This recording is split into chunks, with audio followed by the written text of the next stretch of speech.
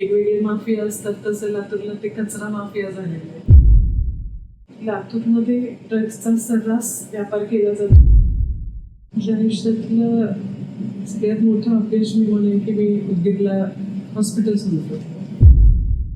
Strategy अशी होती की आपण लोकांपर्यंत पोहोचलं पाहिजे. इलेक्शन दरम्यान माझे प्रतिस्पर्धी आमदारांनी अतिशय खालच्या दरावर माझ्यावर कमेंट केली. आताच्या ज्या निवडणुका होत आहेत त्या जातीवरती होतात की कशावरती होतात? की त्या पैशावर. पण त्यावेळी इतकी एक्साइटमेंट होती की मी सर्वांना सांगत होते की शांत बसा, अजून आपला रिझल्ट आलेला नाही, पण कोणी ऐकायच्याच मूडमध्ये नव्हतं.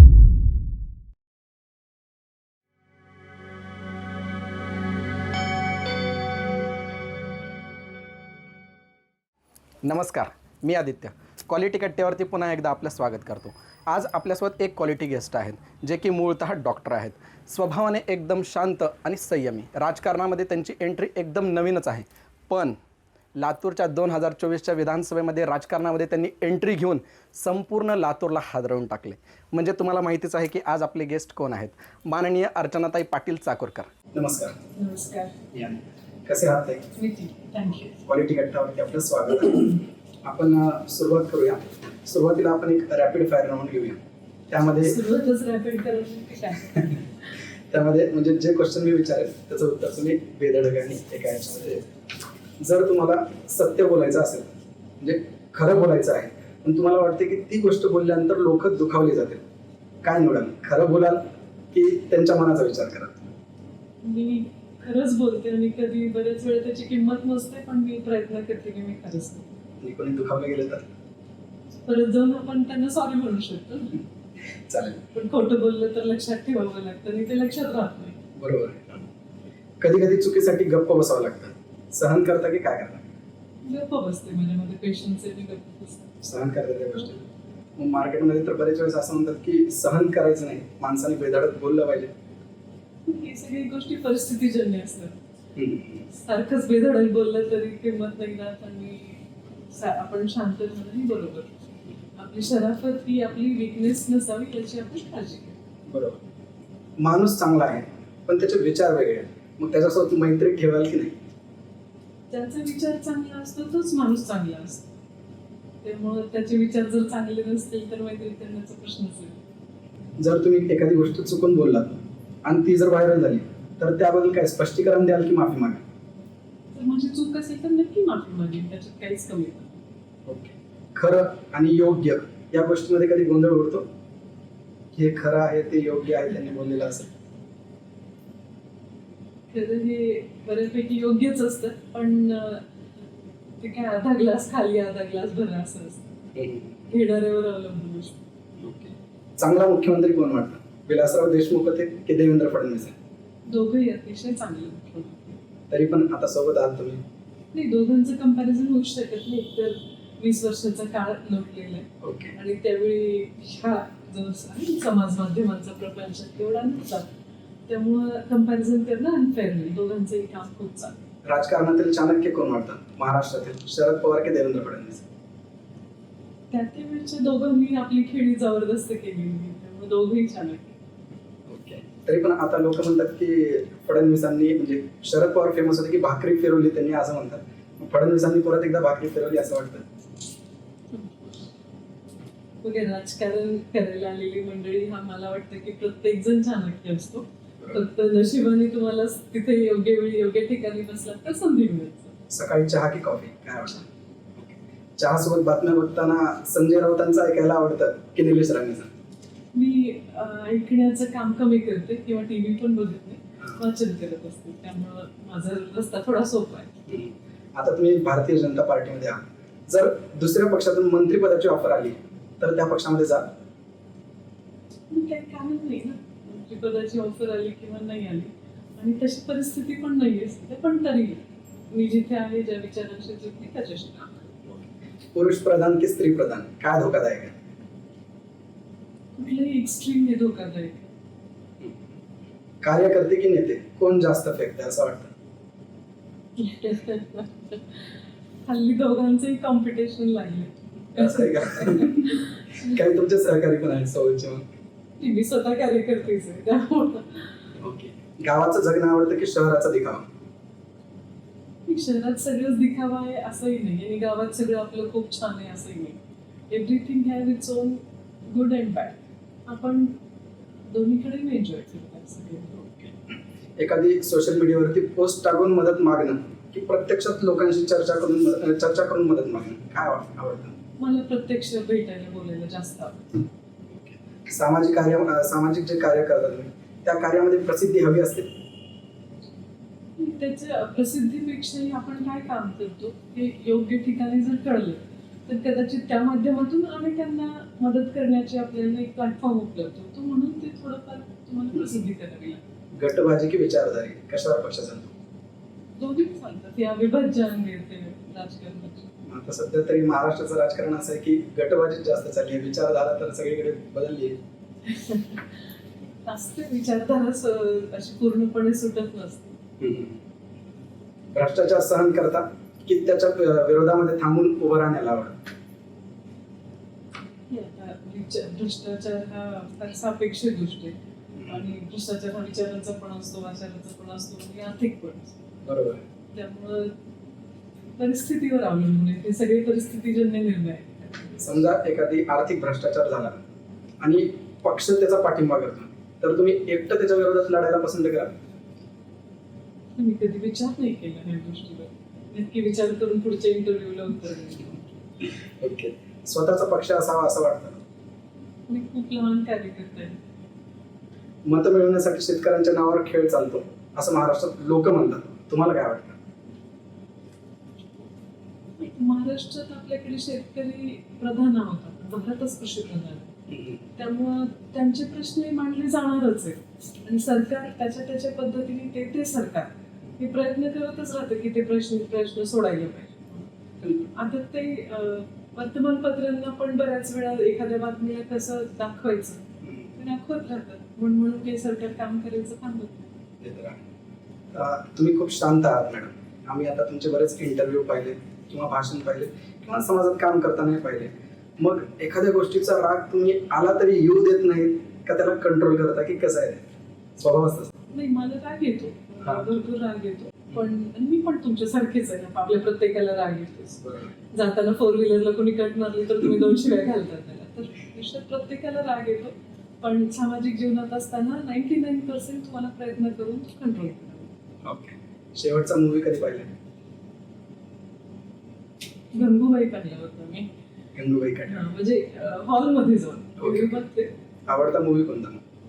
तो आवडला होता मला, छान होता. ओके. सिरीज आवडतात? पण आवडता मूवी मला अमिताभ बच्चनची मी फॅन. ओके. वेब सिरीज वर मग सिरीज कोणती आवडते? माझी मुलं तुमच्या वयाची आहेत, त्यामुळे त्या मला सोडत नाही, बघायलाच लागतं.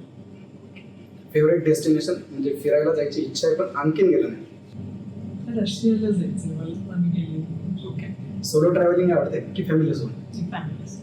ओके. स्वतःवर जास्त विश्वास आहे की देवावर?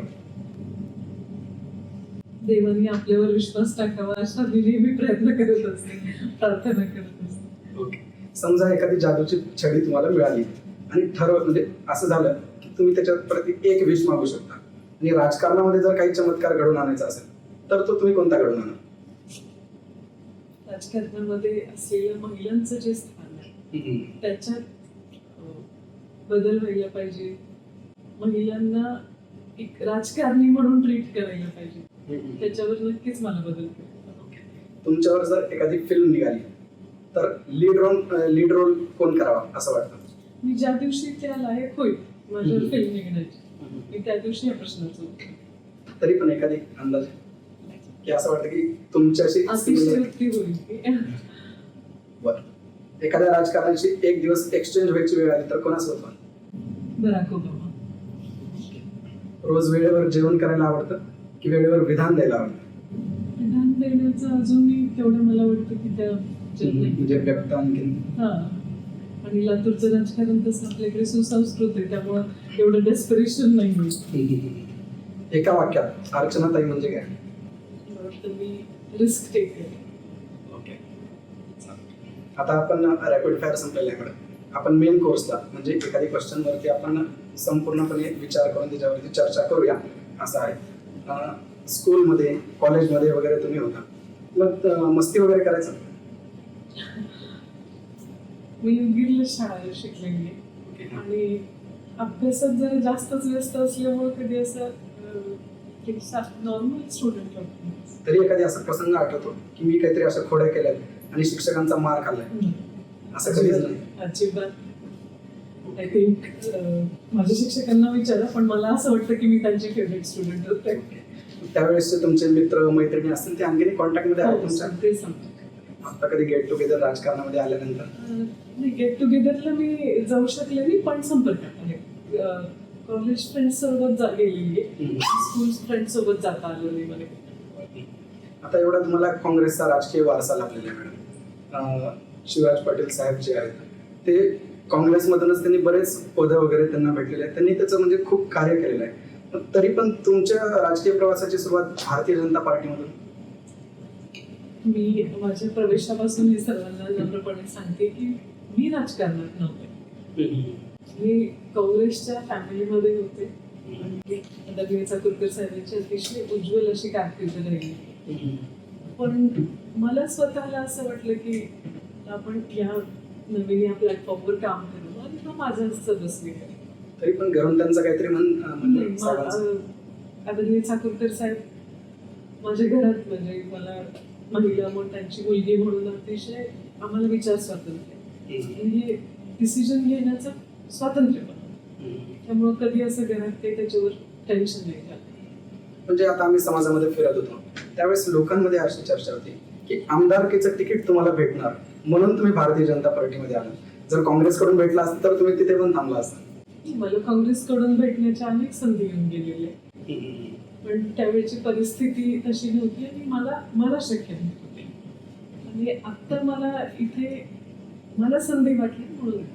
मग आता यांची विचारधारा पसंत आली म्हणून तुम्ही बीजेपी मध्ये आला की सध्याचं वातावरण तसं आहे की यांच्या याच्यातून कार्य करता येईल आपल्याला म्हणून? काय असतं बघा, आता म्हणजे मी जेव्हा राजकारणात प्रवेश केला मी विचार करत होते की आता आपण राजकारणात एक चान्स घ्यायला हरकत नाही. त्यावेळी एकतर मी आता काही 25-30 वर्षाची नाही की माझ्याकडे खूप इनिंग होती, तर त्यामुळे मला असं वाटत होतं की जिथे मला काम करण्याची संधी मिळेल त्या प्लॅटफॉर्मशी आपण लवकर जोडू शकतो. पण आता मी जरी विधानसभेला पराभूत झाली तरी पण सरकार हे भारतीय जनता पक्षाचं महायुतीचं आहे, त्यामुळे मी अनेक लोकांना मला मदत करण्याची संधी मिळते आणि हाच उद्देश होता, बाकी काही त्याच्यापेक्षा काही वेगळा उद्देश. आता तर तुम्ही लातूरचे एक चांगले मोठे कार्यकर्ते आहात भारतीय जनता पार्टीचे. काँग्रेसचे जे कार्यकर्ते आहेत त्यांना दडपलं जातं असं सगळीकडे चर्चा चालू आहे, तुम्हाला बरोबर वाटतं आहे काँग्रेसमध्ये कार्यकर्त्यांना दडपलं जातं? तसं काही होत असेल पण मला अनुभवच नाही. मी काँग्रेसच्या कुठल्याच कार्यशैलीमध्ये मी कधीच पार्टिसिपेट केली, त्यामुळे मला फर्स्ट हँड अनुभव नसल्यामुळे त्याच्यावर कमेंट करणं चुकीचं होतं. ओके. मग आता सध्या जे म्हणतामध्ये म्हणजे सध्या जी चर्चा चालू आहे सगळीकडे की ईडी जर पाठीमागे लावली तर ते पक्ष बदलून जातात. जसं की काँग्रेसमध्ये मुख्यमंत्री राहिलेले अशोक चव्हाण तिकडे गेले म्हणजे बीजेपी मध्ये आले तुमच्या पक्षामध्ये, मग त्यावरती काय वाटतं? म्हणजे वेगळ्या विचारधारेचे लोक त्यांच्यावरती भारतीय जनता पार्टीनेच टीका केलेली आहे, ते आपल्या पक्षामध्ये स्वतः आल्यानंतर मग पुन्हा त्यांच्यावरती टीका करावी की कसं करावं एक माणूस म्हणून म्हणजे लोकांमध्ये ही चर्चा झाली, तुम्हाला काय वाटतं? मला वाटतं की राजकारणाचा एक स्थायी भाव आहे की आपला पक्ष पूर्वीच्या काळात राजसुयोजना करायचे किंवा राज्य वाढवण्यासाठी वेगवेगळ्या दिशेला नाही दिशेला ते आक्रमण करायचे, तसं आता या नवीन काळामध्ये स्वतःचे पक्षाचं बलाबल वाढवण्यासाठी प्रत्येक जण प्रयत्न करत असतो. त्यामुळं it's very very individual call, म्हणजे तो प्रत्येक पार्टीने तो डिसाईड केलेला कॉल. तुम्ही आता म्हणालात की महिलांसाठी हे राजकारण सोपं नाही आहे, खूप कठीण आहे, त्यांना म्हणजे जादूची छडी भेटली तर तुम्ही तेच चेंज करा. आता तुम्ही भारतीय जनता पक्षामध्ये आलात, इथे कार्य पण केलं, विधानसभेला थांबलेला पण होता, मग महिलांसाठी कार्य करताना काही कडवट शब्द कानावरती पडतात? सुदैवाने मला तसं कधी प्रसंग नाही आला, पण माझ्या इलेक्शन दरम्यान माझे प्रतिस्पर्धी आमदार त्यांनी अतिशय खालच्या दरावर माझ्यावर कमेंट केली आणि त्या दिवशी मला पहिल्यांदा असं वाटलं की इट्स नॉट फेअर. पण मला वाटतं की राजकारणात महिलांना अजूनही राजकारणी म्हणून हम्म. म्हणजे तो पुरुष राजकारणी का महिला राजकारणी याच्यावर त्यांचं यश तोडलं जातं. हम्म. तसं नाही व्हायला पाहिजे ते. म्हणजे तुम्ही स्त्री आहे का पुरुष आहे यापेक्षा तुम्ही किती केपेबल आहात बरोबर आहे. त्याच्यावरती तुमचं असेसमेंट व्हायला पाहिजे. थोडा रस्ता लांबच आहे पण घडेल नक्कीच त्याच्यात बदल घडायचा आहे. तुमचा स्वभाव खूप शांत आहे. म्हणजे राजकारणामध्ये पण तुम्ही म्हणजे ज्यावेळेस विधान परिषदेला होता त्यावेळेस तुमची भाषणं होती, लोकांशी बोलणं, चर्चा करणं. पण तुम्ही आता टीका वगैरे सुरुवातीला तीच ऐकली असं म्हणतात. राजकारणामध्ये शांत स्वभाव चालतो. चालेल तसं बघा, कारण आदरणीय चाकूरकर साहेबांनी 60 वर्ष अतिशय यशस्वी राजकारण केले आणि त्यांच्यासारखे अनेक चांगले मनमोहन सिंग साहेब होते. आता मोदी साहेबांचं आपण बघतोय ते शांतपणे काम करत असतात. त्यामुळं प्रत्येकाने आपली आपली एक शैली निवडलेली आहे आणि प्रत्येकाचा सक्सेस फॉर्म्युला हा वेगळा आहे. त्यामुळे हे नाही चालत म्हणून दुसऱ्यांना जमतं तसं मी करायला गेले तर मला ते येतच नाही. बरोबर. म्हणजे मला येतच नाही तर मी ते करून मी फसणार आहे त्याच्यात. त्यामुळे ते करण्याची गरज. तुमच्यावरती जर खूप अशा टीका होत असतील त्याला प्रत्युत्तर काय तुमच्याकडून? होत असतील काय, होतातच ना, त्या पण होत असतात. पण आपण प्रत्युत्तर देण्यापेक्षा आपण आपलं कार्यरत राहावं असं मला वाटतं. कारण जो समाज आहे त्याच्या हातात एक आरसा असतो आणि तो कायम आपल्याला बघत असतो त्याच्यात. त्यामुळं समाजात आपलं काय इमेज आहे किंवा समाज आपल्याला कसा जोखतोय त्याच्यावर आपलं लक्ष असेल. आता तुम्ही सामाजिक कार्य करता होता, ज्याच्या आधी सामाजिक कामं तुम्ही खूप केली. राजकारणात आणि समाजात म्हणजे सामाजिक कार्य करण्यामध्ये काय फरक पडतो? सामाजिक कार्य करत असताना तिथे कॉम्पिटिशन नाही आहे, पण राजकारणामध्ये कटथ्रोट कॉम्पिटिशन असतं. पण ते सोडून इकडे येण्याचं कारण? तिथे कसं असतं की सामाजिक कार्य करत असताना तुमचा दायरा खूप छोटा राहतो. बरोबर. राजकारणच एक असं क्षेत्र आहे जगामध्ये की जिथे तुम्ही म्हणजे ऑफकोर्स तुम्ही अशा ठिकाणी जर पोहोचू शकला तर ती ग्रामपंचायतीतही गेलात तुम्ही तर तिथे आपण विचारधारा म्हणतो, आपण वेगवेगळ्या गोष्टी घेऊन लढतो इलेक्शन. पण जेव्हा काम करतो तेव्हा असं नाही म्हणता येत की हा माझा वोटर निघाला मी स्कीम देणार. तर राजकारण एकमेव असं प्लॅटफॉर्म आहे की तुम्ही जात, धर्म, पक्ष, प्रांत, जेंडर काहीही न बघता अनेक लोकांना एका वेळी मदत करू शकतो. बरोबर. आणि मला मी ते जवळून पाहिलं होतं त्यामुळे मलाही त्या गोष्टीचं नक्कीच आकर्षण वाटलं की आपण त्या माध्यमातून अनेकांना मदत करू शकतो. मग आताच्या ज्या निवडणुका होत आहेत त्या जातीवरती होतात की कशावरती होतात? जातीवर होतात, वेगवेगळ्या गोष्टींवर होतात, पण माझा अनुभव मी व्यक्तिगत माझ्याकरता बोलते की त्या पैशावर पैशावरती होतात. खूप पैसा खर्च करावा लागतो. ओके. आता महिलांचा विषय निघाला होता मॅडम आपला. तरुणींवरती अत्याचार खूप होत आहेत. खूप आपण पाहतो ते काही कमी होत नाही आहेत. महाराष्ट्रामध्ये सरकार कोणाचं जरी असलं तर ते अत्याचार वाढतच आहे. मग त्याला जबाबदार सोशल मीडिया आहे, आई वडील आहेत, सरकार आहे, शिक्षक आहेत, कोण आहे आणि त्याच्यासाठी तुम्ही काय करताय? प्रश्न अतिशय गंभीर झालाय. हा फक्त महाराष्ट्रापुरता नाहीये तर भारतभर जगभर सगळीकडे झालेला आहे. बरोबर. सोशल मीडिया जबाबदार आहे. कधी कधी मला म्हणजे माझ्या मनात दोन्ही बाजूनी खूप कष्मकश आहे की आपण उदाहरण आपण घेऊया दिल्लीमध्ये जे निर्भयाचा रेप झाला, तिचा खून झाला.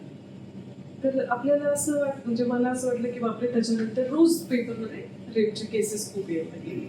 मला वाटलं की हे सोशल मीडियामुळे झालं का, रादर तेव्हा सोशल मीडिया एवढा स्ट्रॉंग नव्हतं, मीडियामुळे झालं, वास्तव पब्लिसिटी झाली काय. पण थोडासा जर विचार केला तर असं वाटायला लागलं की त्या केसमुळं जे केसेस रजिस्टर होत नव्हत्या त्याही रजिस्टर व्हायला लागल्या. मग मीडिया, सोशल मीडिया चांगला का वाईट हा वेगळा म्हणतोय, पण ह्या घटना खूप होत आहेत. फक्त आत्ता फरक हा झालाय की त्या घटना फॅमिलीज पण ओपनली जाऊन पोलीस स्टेशनमध्ये सांगतात. त्यामुळे आपल्याला वाटतं पण फार पाशवी गोष्टी घडत आहेत आजूबाजूला, आपल्या कुणाच्याही समजुतीच्या पलीकडच्या. पण असं नाही की हे मागच्या 10 वर्षात घडलंय, हे खूप वर्षांपासून घडतंय. फक्त त्या जगून राहत होत्या त्यामुळे ते समोर येत, आता ते समोर येत. याच्यावरती म्हणजे तुमचा काय उपाय काय वाटतो किंवा तुम्ही काय करता? आता काल परवाच आपण बीडचं प्रकरण बघितलं, तुम्ही ऐकलं असेल. मग काय म्हणजे काय करता येईल? काय करायचं आता ह्याच्यामध्ये कसं आहे की म्हणजे अत्याचार हा हे जे सेक्शुअल हे ज्या गोष्टी आहेत त्या कधी कधी बायोलॉजिकल असतात, कधी क्लिनिकल, त्यांची म्हणजे मेंटल हेल्थ चांगली नसते आणि समाजामध्ये विकृती पण खूप वाढलेली आहे. ह्याच्यातून हे घडतंय. आपण फक्त सगळेजण आपल्यासारखे सुशिक्षित माणसं काउन्सिलिंग म्हणा किंवा जनरल अवेअरनेस, आणि शेवटी एक आई म्हणून मी एवढंच म्हणेन की प्रत्येक आईने फक्त मुलींनाच न शिकवता आपल्या मुलांनाही शिकवायला पाहिजे राईट आणि रॉंग. तरच हे थोडाफार तरी काहीतरी बदल होईल. तरी पण आता सध्या सत्ता तुमची आहे, तर एखादी तुमची म्हणजे वरती काही त्याच्यावरती काही कायदा, नवीन काहीतरी तुमची तरतूद वगैरे याच्याशी काही चर्चा वगैरे? कायदे खूप स्ट्रॉंग आहेत, आत्ताचेही जे कायदे आहेत खूप स्ट्रॉंग आहेत, पण दुर्दैवाने ते कायद्यातून न्याय मिळेपर्यंत न्याय प्रक्रिया ही आपल्याकडे लांब आहे. तरी फास्ट ट्रॅक कोर्टमध्ये बऱ्याच सुनावणी होतात अशा गोष्टींच्या, पण नवीन कायदा येऊन हे थांबणार नाही, तर आपल्याला समाजाला त्याच्याबद्दल विचार. आता तुम्ही लोकप्रतिनिधी म्हणून तुम्ही यावेळेस थांबला होता, मग लोकांच्या मनामध्ये विश्वास निर्माण करण्यापेक्षा किंवा करताना राजकारण्यांपेक्षा जास्त कार्यकर्त्यांवर लोकांचा विश्वास आहे असं वाटतं? असं नाहीये की फक्त कार्यकर्त्यांवरच विश्वास आहे, काही की माणसं सारखं 8-8 वेळा निवडून येतात. बरोबर.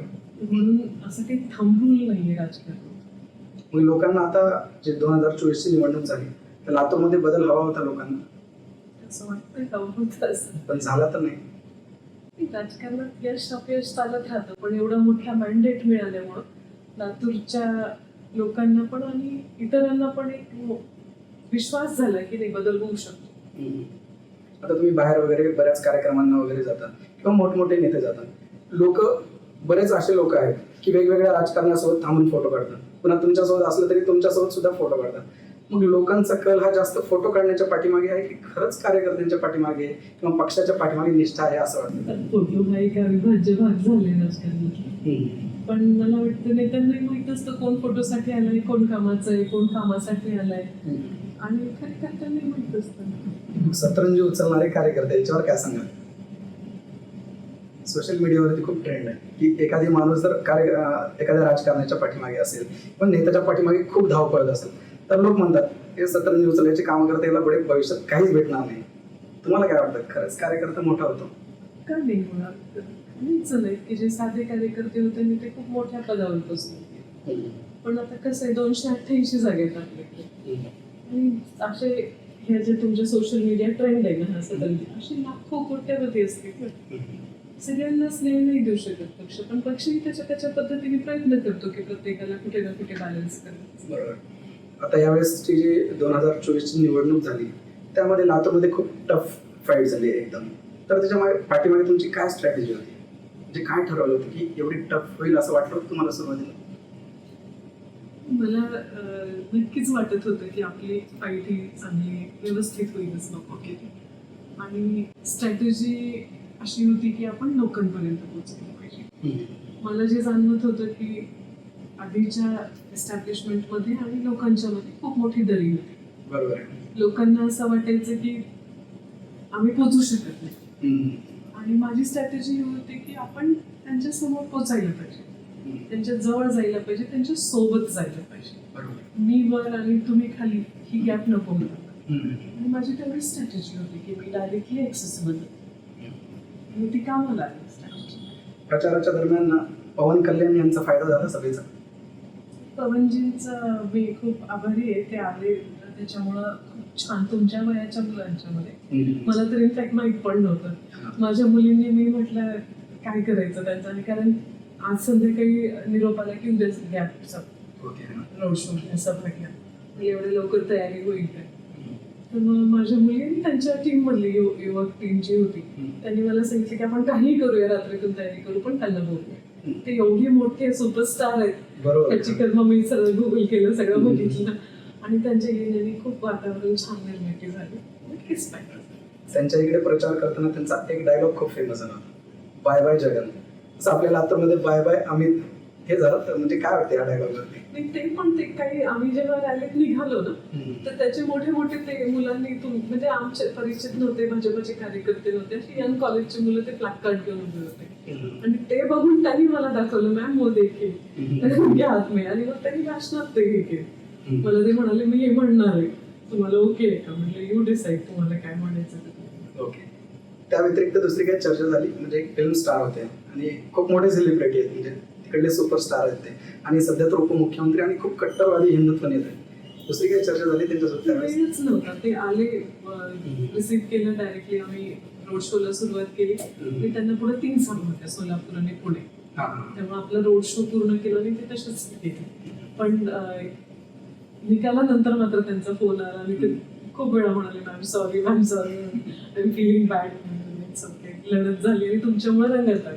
बरोबर आहे. निकालाचं वगैरे सगळ्या गोष्टी झाल्या मॅडम. म्हणजे लोकांच्या मनामध्ये आणखीनही संभ्रम आहे त्या गोष्टीविषयी की पहिल्यांदा निकाल जाहीर झाला, टीव्हीवरती आलं सगळीकडे की अर्चनाताई पाटील म्हणजे जिंकून आल्या, सगळ्यांनी स्टेटस ठेवलं, गुलाल उधळला गेला, सगळं झालं.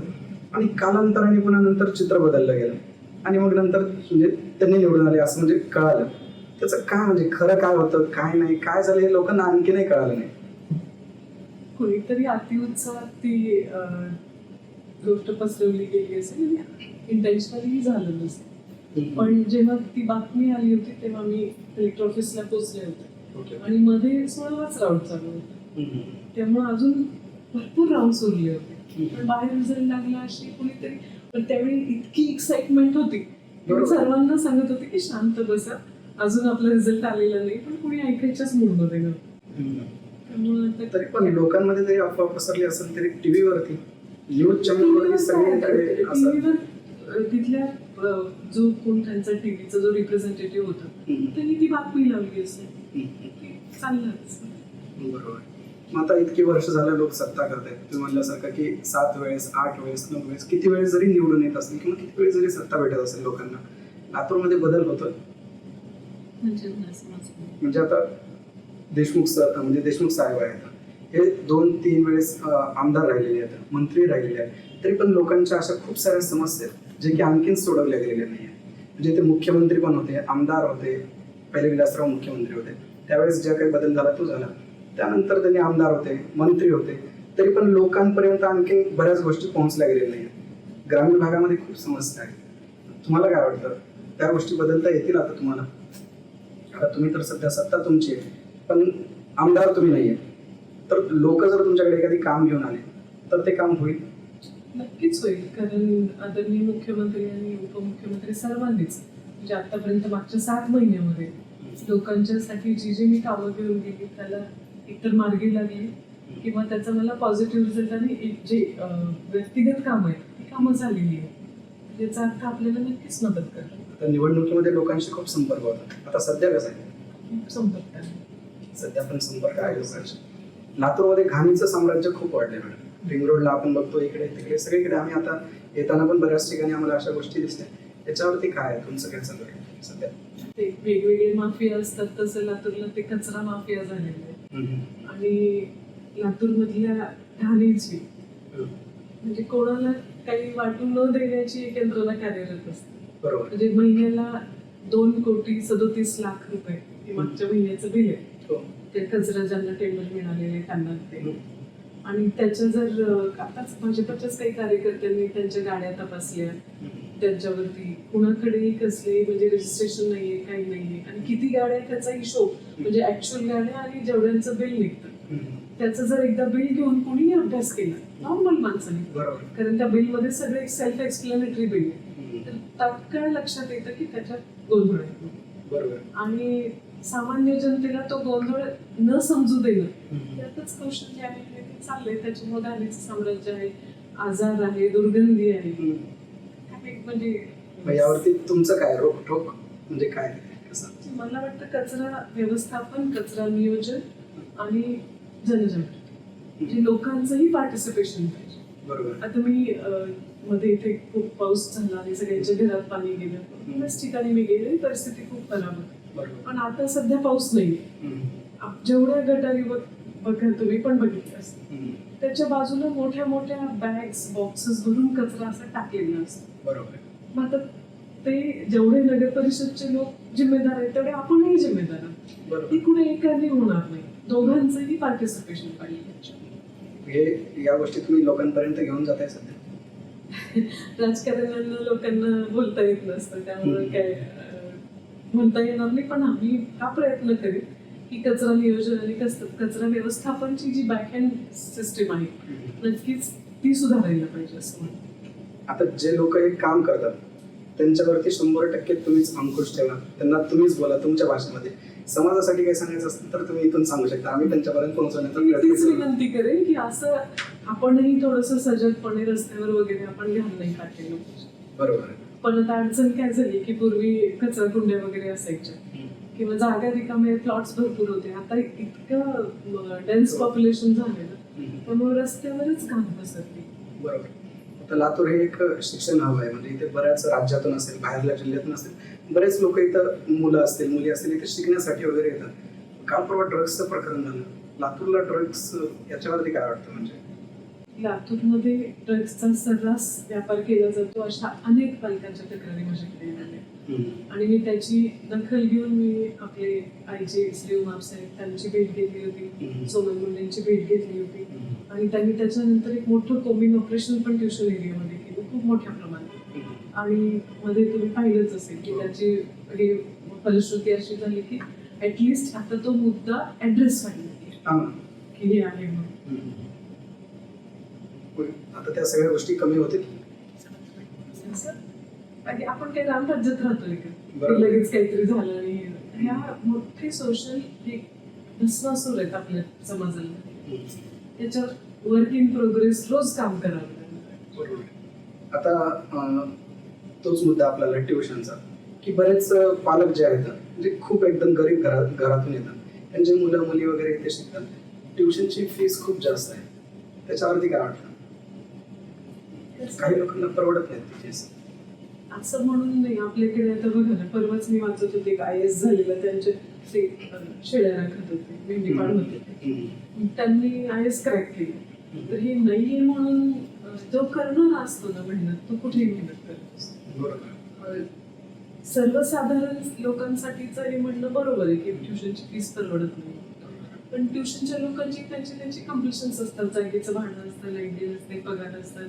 पण त्यामुळे तो आणि शेवटी कुणी चॅरिटी करायला बसलेलं नाही, सगळ्यांना पैसे कमवून. बरोबर आहे. पण आपल्या म्हणजे भारतामध्ये तर आहे, एज्युकेशन मध्ये आपण पैसा कमवू शकत नाही असं थोडंसं आहे ना सध्या. हे सगळं आपण म्हणतो, पण आपणच एज्युकेशनला आता एज्युकेशन इंडस्ट्री म्हणतोय. बरोबर. आपणच आता हॉस्पिटलला हेल्थ केअर इंडस्ट्री म्हणतोय.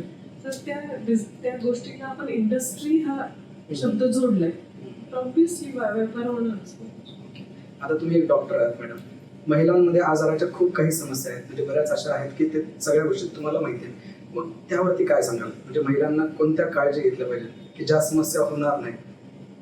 अर्ली मेनोपॉज असतील किंवा बऱ्याच गोष्टी अशा आहेत की त्याच्यावरती चर्चा. आपल्याकडे लातूर जिल्ह्याचं म्हणा किंवा महाराष्ट्रात भारतात सर्वात अडचणीचा विषय येतो गर्भाशयाचा कॅन्सर आणि स्तनाचा कॅन्सर. बरोबर आहे. मी अनेक महिलांना भेटते आणि जेव्हा त्या म्हणजे डॉक्टरकडे जातात तर ते ऑलरेडी 2nd 3rd स्टेजमध्ये कॅन्सर असतं. बरोबर. आणि जेव्हा आम्ही म्हणजे विचारतो की असं काय केलं तुम्ही, लवकर का नाही सांगितलं, तर ह्याच्यातला बघा तुम्ही तरुण मुलांनी तर नक्की विचार करण्यासारखं होतं की ती महिला सांगते की ताई मी हा जर प्रॉब्लेम माझ्या नवऱ्याला सांगितला तर तो दुसरं लग्न करेल, म्हणून मी त्याला हा प्रॉब्लेम सांगितलाय. म्हणजे किती भयंकर. बरोबर. की तिला स्वतःच्या जीवाची भीती नाही वाटत तर स्वतःचा नवरा दुसऱ्या वैशीला घेते. हा केवढा मोठा सामाजिक प्रॉब्लेम आहे. बरोबर. तर म्हणजे ह्याच्यावरती मला असं वाटतं की महिला म्हणजे मुलगा म्हणून, नवरा म्हणून आणि वडील म्हणून तिच्या तब्येतीची कधीतरी चुकून तरी आपण तिला विचारलेलंच पाहिजे की तू कशी आहेस. तुम्ही कधी तुमच्या आईला विचारले का तू कशी आहेस, आर यू फीलिंग फाईन? विचारलंय का सांगा तुम्ही मला? नॉर्मली विचारतात. तिच्या तब्येतीबद्दल कधी विचारले का? नाही विचारलं तर मेक इट अ हॅबिट. तरुण मुलांनी स्पेशली तुम्ही आईला विचारलं तर उद्या पत्नीला विचाराल, परवा लेकरांना विचाराल. ही सवय असायला पाहिजे. बरोबर आहे. मग ताई आता तुम्ही पहिल्यांदा निवडणूक लढवली, राजकारणात तुम्ही सुरुवातीला झाला तुम्ही पहिल्यांदा निवडणूक लढवली. लोकांच्या मनात प्रश्न की लातूर सारख्या जागेची एखादी निवडणूक जर आपल्याला लढवायची असेल, समजा आमदारकीची निवडणूक लढवायची असेल तर किती खर्च येतो? मला काही जास्त खर्च आला नाही कारण माझ्याकडे काही जास्त पैसे नाही आहेत, लोकांना माहित होतं, त्यामुळे लोकांनी मला त्रास नाही दिला. पण आता दुसऱ्यांचं बजेट काही कोणी सांगते मला 100 कोटी खर्च आहे कोटी, त्यामुळे हे काय व्यक्तिसापेक्ष. एखादी सामान्य माणूस असेल तर तो आमदारकीची निवडणूक लढवू शकतो. हो, मी लढलेला. पण तरी पण पैसा असेल तरच निवडून येतात, नाही तर नाही असं लोकांच्या लढायला तर पाहिजे ना, पैसे निघून लढायचं नाही असं कसं? बरोबर आहे. लढायला तर पाहिजे ना. तुमच्या आयुष्यातलं सगळ्यात मोठं अपयश कोणतं आहे असं तुम्हाला वाटतं? आणि त्यातून तुम्ही काय शिकला?